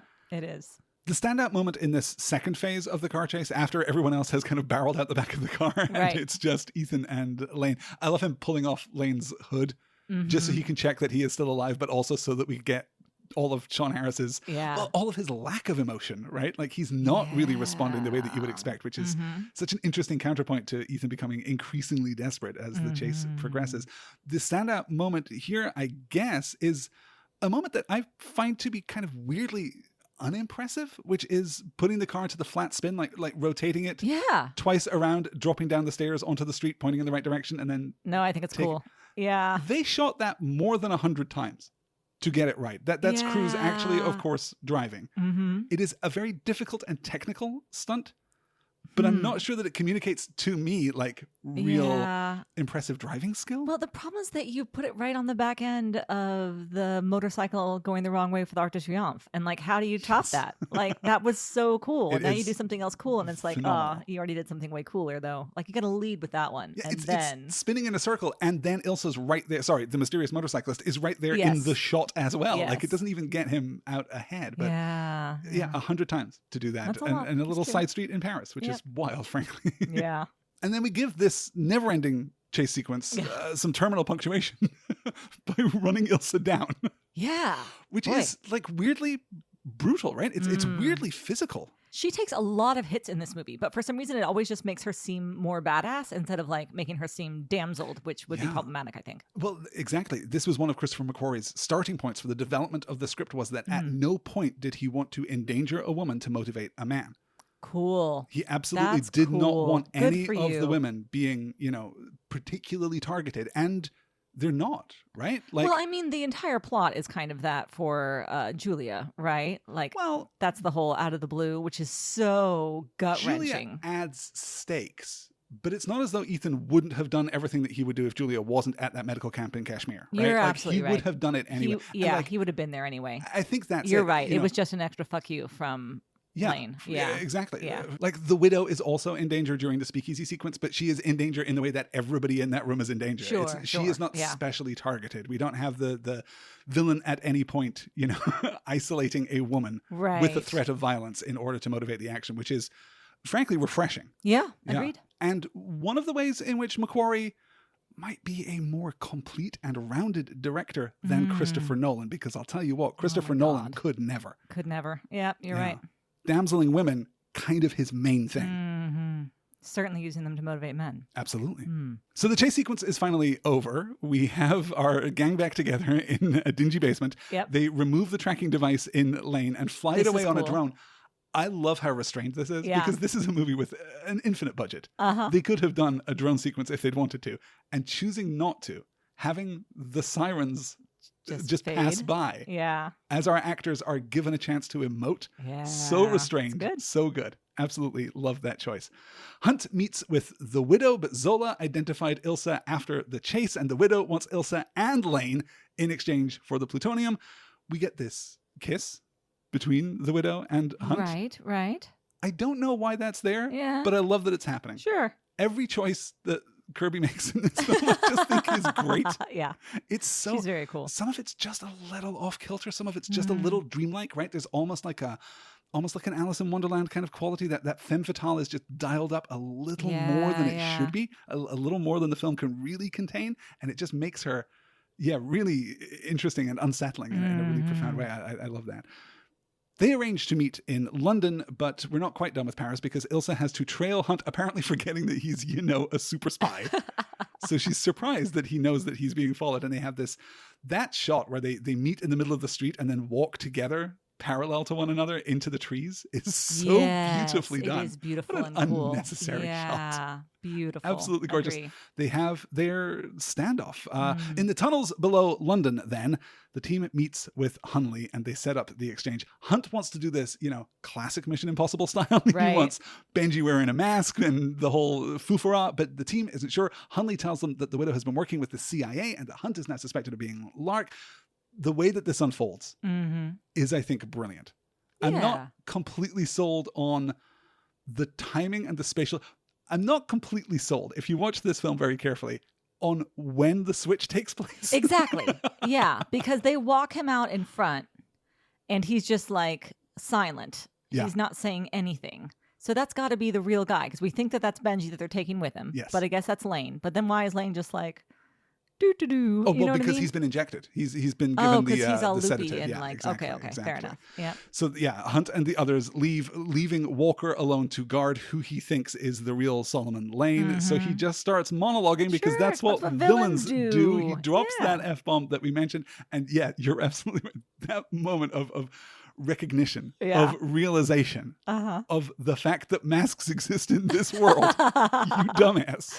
And then Harris doing like the shifty eyes. Yeah. It's great. And then, Yeah. as I said, reaching in As to Benji, tear as the mask Lane. off.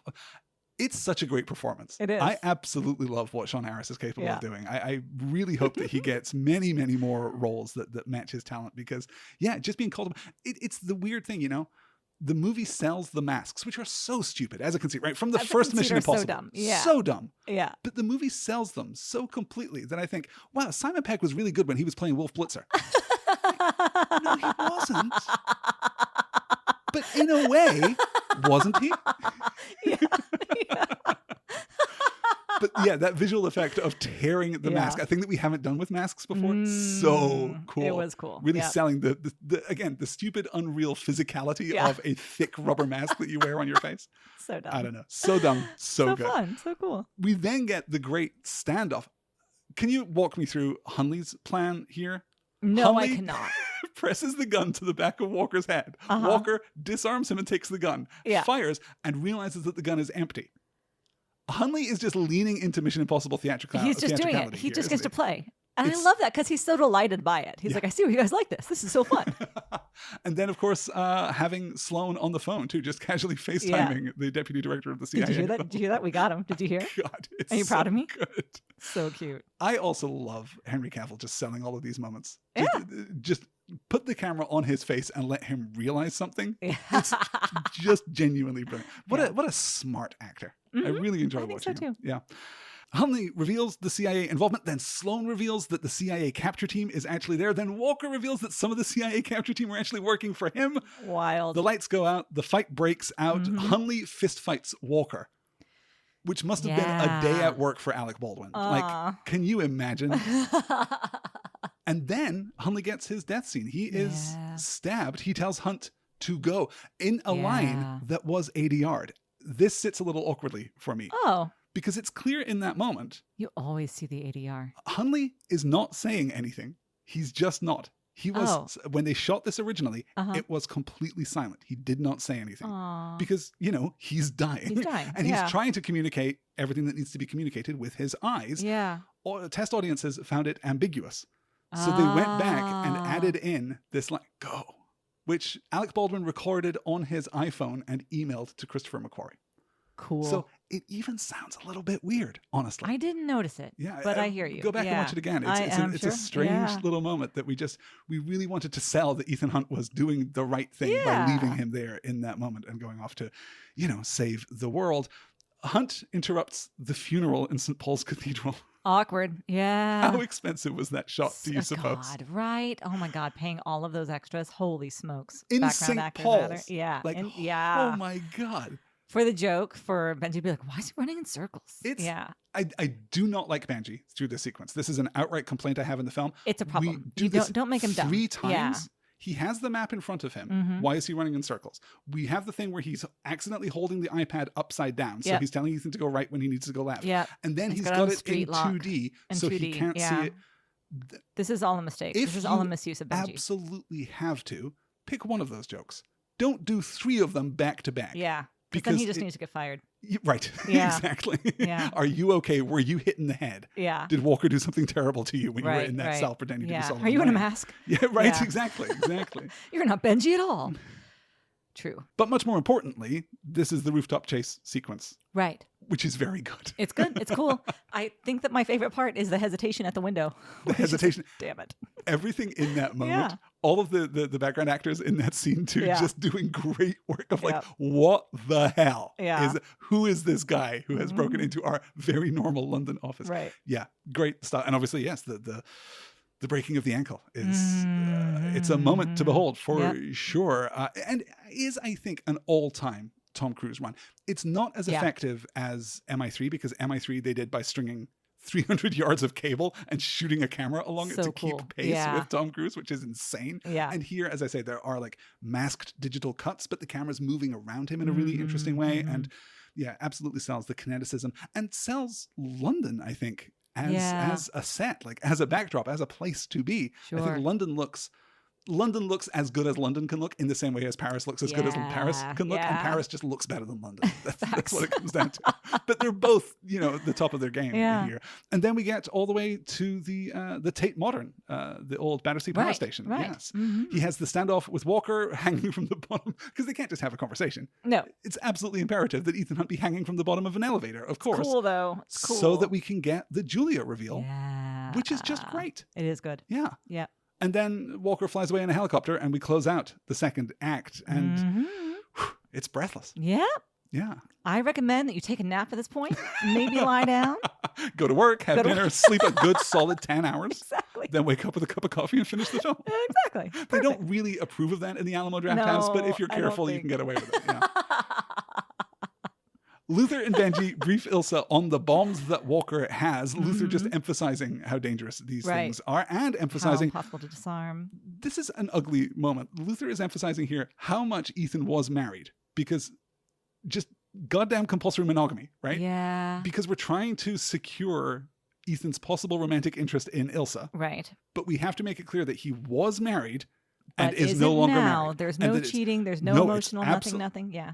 In a movie in which we're absolutely playing with the boundaries of like, what is moral? What is right? What is good? Right? Well, and which I think we'll really look at in an interesting way when we get the four of them together. When we get Wes Bentley? Yeah, yes, totally. That's really interesting stuff. Yeah. Let's close in on that. It turns out that Lane has a tracking device that they can follow to find the plutonium, follow all the way to Kashmir, in fact, the disputed territory between India and Pakistan. He knows this and he wants us to follow him. I'm glad that they did. Like, obviously this guy is smart, so that's nice. Yes. The problem here is just that we run out of Lane, I think. We're still motivating the action because he's a megalomaniacal supervillain. Right. But from the moment that he decides to die... Yeah, when he's like, this is the end for me. We just kind of lose him. And it's a shame that he doesn't have a little more agency right there at the end of the story, which we will, of course, get to. The setting here is important because the bombs, if triggered here, will irradiate the glacier, which provides fresh water and therefore food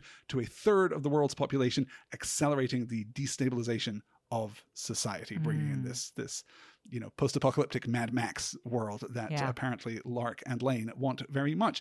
The team arrives in Kashmir at the medical camp. Ethan immediately runs into Julia and her husband, Eric. And it turns out that Julia was put in harm's way by Lark. We get the description of how this was orchestrated, how the chess pieces were moved on the board. And none of that matters because what we're really watching here are the faces. It's so good. There's so much nonverbal communication happening right now. And verbal communication where they say the opposite of what they mean, or they say something that doesn't mean anything close to what they mean, but the other person knows because they know each other. Yeah. Oh, it's so romantic. I was not ready for this movie to be as romantic as it is. I was so moved by it. And kind of romantic in the capital R romantic sense, right? That it's not just about the connection between these two people, but it's grander than that. It's more powerful than that. And for all that we missed with Luther and compulsory monogamy earlier, instead, we've got Wes Bentley here as Eric, giving this incredibly nuanced and charming, and the victory here of making the audience feel good about Julia's romantic future with Eric. Right. I'm astonished by it. Yeah. So we don't feel that like she's going to spend the rest of her life pining and sad, or that she's settled for some dumb guy or somebody who's just like the complete opposite of Ethan, which wouldn't make a lot of sense either. Like they look a little bit alike, and they both have this kind of like adventuresome pluck to them, you know? Yeah. He's out there doing good. Yeah. But exactly. He's also emotionally intelligent. Yep. Is obviously respectful of her and Totally. her. He does not. He manages to communicate just in his performance, because it's not in any of the lines that he says. It's just in his performance. He manages to communicate that he does not believe anything about this story, about them knowing each other, when they work together in the same hospital or any of that. He just understands that this is important to her, right, and gives her space to work through it on her own, which is really beautifully done. Yeah. And so mature and confident and adult. I also did not expect this to hit the way that it hits. It's up there for me in Tom Cruise's most romantic moments. I think so too. As an actor. Yeah. And that's going to be significant when we come to put this movie on the big list of every Tom Cruise movie ever. I see what you're doing. Just seeding the plot here a little bit. Just laying the foundation for a conversation that we're going to have in about, 35 minutes or whenever we get there. Well, it won't be that long is the thing, because from here, it's just action. The team identifies one of the bombs immediately. This is so fucking cool, though. Do you love Luther and Benji and Ilsa just standing nearby while Ethan is having this conversation with Julia? They're just waiting for him to give for a second. The timer's running. Yeah, the time. We've got the 50-minute timer going already, right? Yeah, Yes. they should just run. Maybe just Luther stays and looks and has a look. Yeah, I guess technically we haven't actually started the timer yet. Okay, but they if we do hadn't know that started there the timer, is a metaphorical timer. That's already true. running, That's true. for But I don't think sure. anybody's ready for it to go off in the next 30 seconds. Like they're thinking we'll probably have 24 hours before we have to worry about the 50-minute timer. But so this is where we split up our action. Benji and Ilsa run around the hospital a lot. We get a lot of Simon Pegg doing his comedic Simon Pegg flustered thing. Maybe a little more than we strictly need of that. And then they wind up facing off against Lane in the house in the village, I suppose. Luther, meanwhile, has a role that does not involve him running at all and gets to sit very still working on the bomb with Julia, which is great. I think it's great. I love every moment of that. We're all through the comms. Here we get Ilsa. How is he? Same old Ethan. God. Ilsa having the line that she likes Julia as well is really, really good. I like her. I love that. Another good moment of like, they could have these two women have this weird kind of like standoffish fight thing about him, but they don't. They could have the two guys doing this weird kind of like, oh, that's my girl. Oh, that's my girl. Well, she never loved me. She'll love you well. She'll never bullshit. And they don't do any of that. Yeah, right? or some kind of. It makes it so much more not only romantic, and again, like both senses, but also just the like friends and humanity and like family and these people all working together for like the good of the world, but also for each other. Absolutely works. Yeah, just it's terrific. Absolutely. You can imagine a world in which, Ethan and Ilsa as a couple or not as a couple. They all have Thanksgiving. They have totally. Thanksgiving together. That's exactly what I was going to say. Absolutely. Yeah, just really, really adult, which is rare to the point of being unique. Honestly, in films of this sort, we never do this kind of thing in a Marvel movie. We never do this kind of thing in a Jason Bourne movie, in a James Bond movie, where, of course, possession of women is such a driving and fundamental principle. There's no sense here that anyone is owned by anyone else, that there's any kind of exclusivity expected or even wanted. Yeah. I cannot say enough good things about it. And let us also just take a moment to commend Michelle Monaghan, who did a really good job in Mission Impossible 3. We both liked her a great deal, even when the plot kind of carried Julia in some directions that we didn't necessarily want her to carry. Sure. I so completely buy her as a fully developed character, as a fully rounded person who lives in this slightly heightened world. Yeah. And who is fundamentally good. Yeah, it's like Florence Nightingale. Yeah. I'm always skeptical of spin-off movies, but if you told me there was going to be a Julia and Eric spin-off movie from the Mission Impossible franchise, I would watch it. I'd watch it. And absolutely be there for it. Really, though, the main event here is Ethan Hunt giving chase, first hanging off of a helicopter that's carrying a payload. The moment where I am not particularly squeamish about this kind of thing, but the moment where he misses his handhold on the helicopter and drops down to the payload. Harrowing. Really hard to watch. Yes. And then climbing back up it is... Apparently Rebecca Ferguson was watching and saw the stunt happen and audibly screamed. I can imagine. Yeah. Right? I would too. It's extremely upsetting. A lot of this is extremely upsetting. I do think that the helicopter chase sequence goes on a little long. I don't necessarily need Walker having this crazy sci-fi gun that apparently he stole from the set of Edge of Tomorrow. The gun does not work for me at all. I've said this every time they bring out like a big... the Tommy gun, AK-47, it's some kind of drum-loaded machine gun, whatever these exactly. things are. Anytime they come out, I'm just out for a second. I'm like, this is not what I'm here for this movie for, and it just makes it all too video gamey. Particularly when you know it's not going to resolve anything, and it's all going to come down to a fist fight uber anyway. Violent and I just don't like it. So we have the helicopter crash sequence, and again, we're cool. intercutting here, and we really don't forget the downward spiral. Yes. That's my favorite Cruise moment for the stunt. Oh, really? That's my favorite one. Like the fall is really great, but and the halo jump is of course really cool, but that's like fun cool. You know what I mean?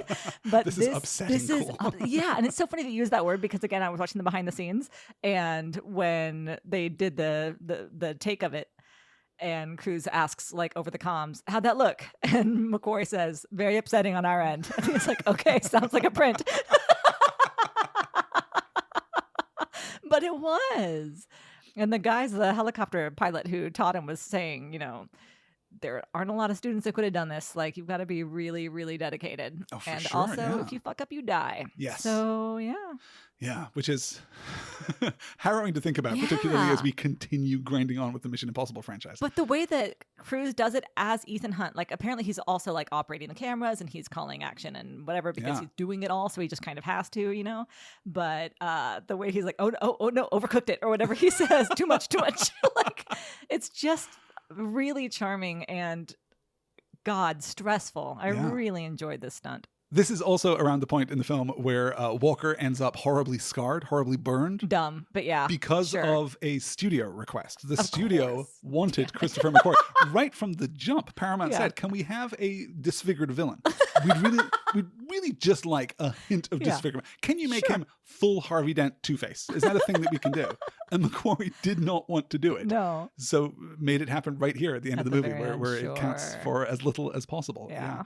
And then, we have this this awful fight scene here on the cliff, which was apparently incredibly difficult and harrowing to film. I'm sure. One of the camera guys gave an interview, just a camera op, gave an interview talking about how painstaking it was to do anything. To get a bottle of water onto that set was like a 10-minute ordeal. To get a battery pack if your camera's running. Safety meetings, I cannot imagine. God. Yeah. And ultimately, it doesn't really completely work for me, partly because of the CGI, as you said. The tumbling CGI helicopters, I also don't think look, by the time that we're at, the burned out shells of helicopters. Something then, you just can't now. You can't, insert a model into a shot in the same way as you can insert a digital model, a CGI model into a shot, particularly when you're having characters move through them and interact with them.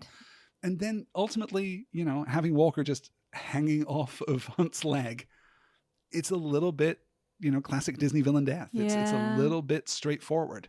I don't know. I appreciated the hook to the face. That was the hook to the face is also again visceral, right? Visceral. But really, what we're doing here is yes, we're taking out the villain, and that's important. But really, what we're doing is allowing Ethan to accomplish this impossible thing, right? Hence the mission, so that his team can work together. The coordination between these three teams. And it's trust. Not just about taking down Lane. Well, see, this is the thing. I think this is this film's masterstroke, is that it goes beyond trust. It's not trust at this point. It's faith. Hope and faith. Yeah. They just believe that Ethan Hunt has done it. Like the little conversation about, should we let it go? When should we do it? We'll do it at 2. Why do we want to do it at 2? Why not do it at 1? What, you're going to leave us with no time? Yeah. It's cute.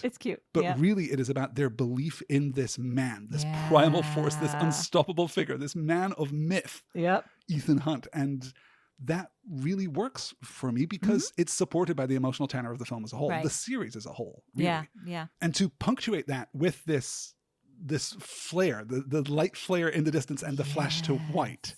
Does that work for you? Does that feel like playing fair?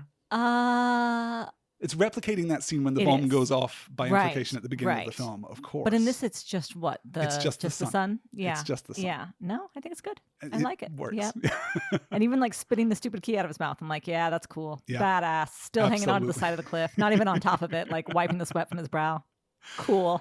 And I had a note too. It's like, for real, like I'm stressed out watching this whole sequence, and the time's clicking down. But can you imagine, and I know this is fiction, but like just being that cool under that kind of pressure? God, no. No. I get flustered recording a podcast. What are you talking about? I can't even imagine. Like I'm thinking about myself behind the bar when we're busy just dropping shit, Wild. That's why the world needs men like Ethan Hunt. Exactly. And I guess to a lesser degree, Benji and Ilsa and Luther. He gets rescued by helicopter, wakes to see Julia's face and Eric's too, which is excellent. The fact that he's just present in the room is so good. Sloane is on the scene. Julia gives Ethan a pep talk about how great he is and how knowing him has turned her into someone great too, which I also love. I think it's really beautiful. And not even turned her into, but showed her who she Allowed her already to be. was. Yeah, yes, absolutely. yeah. Showed me what I was capable of, is what she said. It's really good and manages, for all that we're feeling this dynamic, but it's such an impossible thing to compromise between, right? Because on the one hand, you can't make them too emotionally entangled with one another, or we want them to be together. Yeah. And you can't make them less emotionally entangled, because then we don't really care about the bonds between them. They managed to walk that tightrope absolutely perfectly. And I really credit Michelle Monaghan for selling a lot of that. I think she does absolutely terrific work. And I like this line. It's great. I sleep better at night knowing that you're out there. Yeah. And it makes you think that she does like think about him, maybe not every night when she goes to bed, but pretty damn constantly, in a way that I, again, find just very adult and romantic. And lovely. And also knowing that he's doing the things that he can do. Right. While she is doing the things that she can do. That making the world better is everybody's responsibility, but we do it in the ways that we can. Yeah. It's just going to keep saying it. Really grown up, really adult, really smart, and really emotionally intelligent. Yes. Just a great ending in general, I think. What do you think Ilsa says to Julia? I think it's something like, he'll be okay, we'll just let him rest, like that kind of. I just think it's just a very simple sort of, we've got him from here, like just something reassuring. Just something reassuring. Yeah. What about you? Yeah, I think something very similar. I think something that's just domestic. I don't think that's companionable. I don't think it's anything that's particularly emotionally, certainly not particularly romantically loaded. And I don't think, I don't know, we're really speculating here, but I don't read any kind of passing of ownership, no. I'll take good care of him, or something no. Thank you for this man that I now possess. I don't read any of that, but I think it's more of a reassurance between two women, right? I think it's just a special bond there. Although there was one interview that Rebecca Ferguson gave where she was asked about this. This was long after the fact. This was a couple of years after the fact, I believe. It may even have been during the marketing cycle for Dead Reckoning. But there was one interview she gave where she was asked what she said to Michelle Monaghan, and she replied, something very naughty. So well, that's my new headcanon. Speculate whatever you want. Very naughty. Drinks after this? That's not naughty. So you and your husband, are you cool? Right. And then we get a somewhat perfunctory wrap up. The epilogue feels a little bare bones. We just kind of do what is necessary. I like it, though. I like that we give so much of it to Angela Bassett. Yeah. Well, first of all, we get Lane being traded back to MI6 through the White Widow. So we get the White Widow making her money. Which was again confusing to me because I never quite understood how she works. But now, yes. Okay. And that's freeing At first Ilsa. I was like, is this okay? This is good? Yes, which I got. That's the important thing. Leaves your British comrade, blah, blah, blah, blah. Yeah. Absolutely. She's free now to do whatever she wants. Cool. She can go back in, or she can continue the life that she has. Yes. I'm sure she'll own a bakery in the next one. And then, Sloane has come to appreciate the IMF. Is the last beat. Yeah. And then we cut out to the credits. And that is Mission Impossible Fallout. That is the longest episode we've recorded in a minute. Let's put this movie on the big list of every Tom Cruise movie ever, shall we? And my question is, first or second? Ooh, interesting. So you're going to put it better than Top Gun, just no holds barred. I do think it's better than Top Gun. I mean, do we concede, first of all, let's obey the formalities here. Do we concede, first of all, that this is the best Mission Impossible movie to date? Yes. You like it better than Rogue Nation? Yes. Cool, because Rogue Nation is currently third on the list. So there really are only two places there are only that we two. can put it. Okay. So the question is it better than Top Gun? I kind of have to lean toward yes. In terms of technical filmmaking, in terms of thematic and philosophical force of punch, I think it makes an argument for its own existence, makes an argument for the existence of Ethan Hunt, makes an argument for the existence of heroes just as a genre. I think it articulates that beautifully. It doesn't sell out its women, which, in fairness, Top Gun is pretty good with its one real female character. But and also, especially considering the time that it was made. Sure. And there's an argument about iconicity. There's an argument. That's my big argument. Top Gun is that makes Top Gun is Tom Cruise. But this is the realization of what has been made. This is the realization of in 5 that preceding case, movies. Maybe Dead Reckoning might bump it. Maybe it might. Maverick might even. No, Maverick doesn't bump Top Gun. Who am I kidding? I can't go with you on this one. I can't put it above Top Gun. I can put it at number 3, absolutely. Just because Top Gun, up until Maverick especially, was like this one movie that for decades just captured the imagination of so many people and was just, again, so iconic. Whereas if you say Mission Impossible Fallout, people say, which one was that? And that's okay. But it's just true. It's just the nature of the thing. I think that Top Gun gets to stand on its own because of that.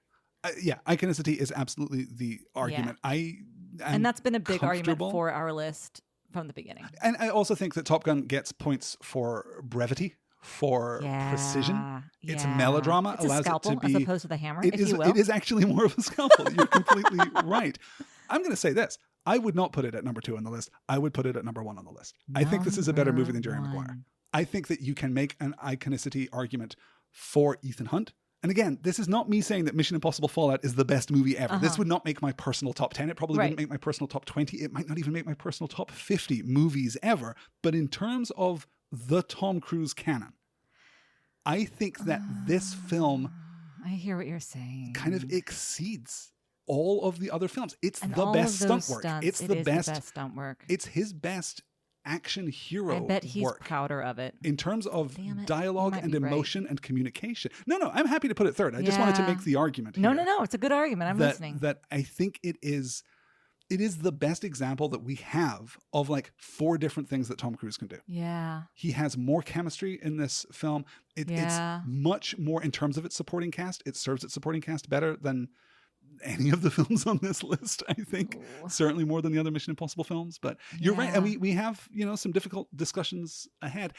And it's fair, I think, to argue both that Jerry Maguire is the most atypical Tom Cruise film in his entire filmography. Yeah. And therefore it deserves to be number 1. I could also make an argument that its very exceptionalism means that it shouldn't be number 1 because it's not the most Tom Cruise movie. Yeah. I hear what you mean. I do. So really for me, it was between 2 and 3. I think you're making an argument that we would never have had Fallout without Top Gun because Tom Cruise wouldn't have had this career. He wouldn't have had his action star career. And maybe I would have liked that version of his career better. I got to tell you. Yeah. Like maybe, again, in favor of more character performances from Mr. Cruise. But for me, this is the realization of what Mission Impossible can be pending our viewing of Dead Reckoning. Yeah. I'm looking forward to that. Well, now I really hope that one of the new ones will knock down Top Gun, but it's tough. It's tough. If we follow the argument that you just made... Do you think that this is going to be the best Mission Impossible movie? It's ever? My favorite. I don't... Again, you're really asking me to go out on a limb here, having not seen Dead Reckoning and with the 8th movie coming next year.